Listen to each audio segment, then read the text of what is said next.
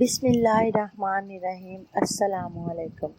گلناز کا والد گلناز کے لیے اچھا رشتہ ڈھونڈتا تھا۔ اس کی ایک وجہ تو یہ تھی کہ گلناز اپنے والدین کی اکلوتی بیٹی تھی، اور دوسری یہ کہ اس کا والد ایک پولیس افیسر تھا۔ وہ چاہتا تھا یا تو میرا داماد وہ ہو جو سرکاری ملازم ہو، تاکہ اگر خدا نخواستہ اس کے داماد یعنی گلناز کے شوہر کو کچھ ہو بھی جائے تو اس کی زندگی سنوری رہے، اور یا تو وہ ذمہ دار ہو جس کی اچھی خاصی زمین ہو اور اب میری بیٹی کے نام کچھ کر دے تاکہ اسے کچھ ہو جائے تو تب بھی اس کے پاس کچھ نہ کچھ ہو جس سے وہ زندگی بسر کر سکے۔ لیکن وہ یہ نہیں جانتا تھا کہ سکھ اور دکھ اللہ کے پاس ہوتا ہے۔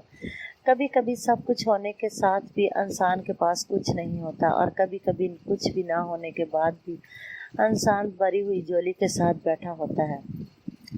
اسی طرح گلناز کا جو بھی رشتہ تھا اس کا والد ٹھکرا دیتا۔ ایک دن ایک ایسا رشتہ آیا جو بہت بڑا ذمہ دار تھا۔ اس کی ایکڑوں کے حساب سے زمین تھی۔ اس نے گلناز کے نام پہ ایک کنال جگہ لگا دی اور شہر میں لے کر اب گلناز کی شادی ہو گئی۔ پہلے سال گلناز بہت خوش رہی۔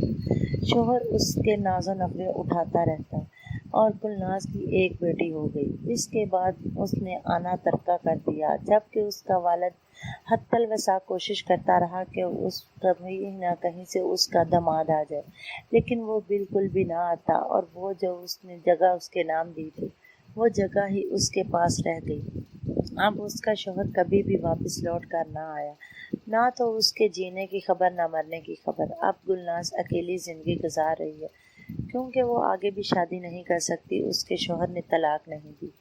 اسی طرح بیٹیوں کو سکھ کو دیکھنا ہو تو اللہ پر چھوڑ دیں، اپنی کوشش مت کریں، اپنا یہ نہ کہیں کہ زمین ہو یا سرکاری ملازم یا کچھ ہو۔ اللہ جو بھی دیتا ہے اوپر والا دینے والا ہے، سکھ اور دکھ اسی کے پاس میں ہے۔ اللہ حافظ۔